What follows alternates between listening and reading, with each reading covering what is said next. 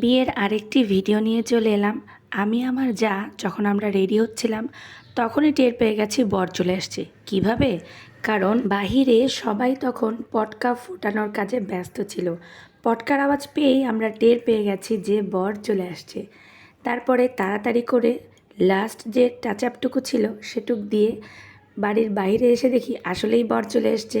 এসেই দেখি বরকে আটকে রাখা হয়েছে, কারণ ছোট ননদ আর দেবরেরা বরকে ভেতরে যেতে দেবে না তাদের চাহিদাটুকু না পূরণ করা পর্যন্ত। হঠাৎ করেই দেখি আমাদের বাড়ির জামাইবাবু তাদের দলের হয়ে গেছে। তাদের দলের হয়ে সে হিসাব নিকাশ করে টাকা দিচ্ছে, কিন্তু এই টাকাতে তারা রাজি নয়।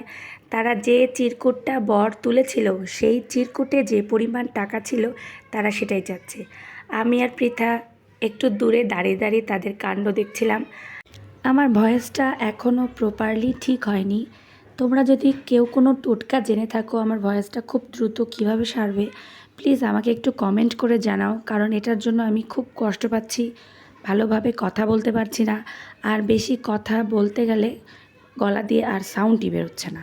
আমরা অপেক্ষা করছিলাম কখন নতুন জামাই ভেতরে আসবে, আর এই দিদি হলো বিয়ের ঘটক।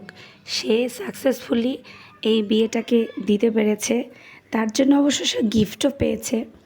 আমরা সবাই খুব খুশি যে এরকম একটা জামাই আমরা পেয়েছি। তো সবাই নাচানাচি শুরু করে দিয়েছে, তার মানে তাদের যা ডিমান্ড ছিল সেটা ফুলফিল হয়েছে। এখন রিবনটাকে কাটা হবে, মিষ্টিমুখ করা হবে, তারপর জামাইকে ভেতরে নিয়ে আসা হবে। বুঝতে পারছি পেছনে যারা আমরা দাঁড়িয়ে আছি তারা অনেকক্ষণ ধরে দাঁড়িয়েছিলাম। ফাইনালি নতুন জামাইয়ের এন্ট্রি হলো শ্বশুরবাড়িতে। একটা বিয়েতে কত কিছু লাগে তাই না? আলোকসজ্জা, ডেকোরেশন, বাজনা আর মিউজিক সিস্টেম, এ দুটো না হলে তো বিয়েবাড়ি একদমই জমে না। আমাদের বিয়েতে দুজন বৈরাতি লাগে। বৈরাতি অর্থাৎ এনাদের কাজ হচ্ছে বিয়ের সমস্ত কাজ, পূজা দেওয়া, মন্দিরে পূজা দেওয়া, স্থানীয় মন্দিরে পূজা দেওয়া, বিয়েতে কখন কি লাগবে সেসব কিছুকে মেনটেন করা, তাদেরকে বলা হয় বৈরাতি। তো একজন ছিল আমার বড় যা, আর একজন হচ্ছেন দিদি। তারা দুজনই কিন্তু খুব ভালোভাবে পুরো বিয়েটাকে অ্যারেঞ্জ করেছে। আমি পৃথাকে খুব টানাটানি করছিলাম নাচার জন্য, সে কোনোভাবেই আসবে না, কিন্তু সে কিন্তু নাচ পারে। আজকে সে নাচবে না। তারপরে চলে যাই ফটো সেশন।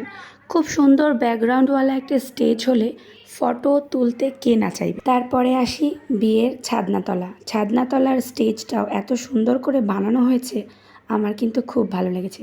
এই ছিল এখনকার মতো ভিডিও। আরও ভিডিও বাকি রয়েছে, কিন্তু সাথেই থেকো।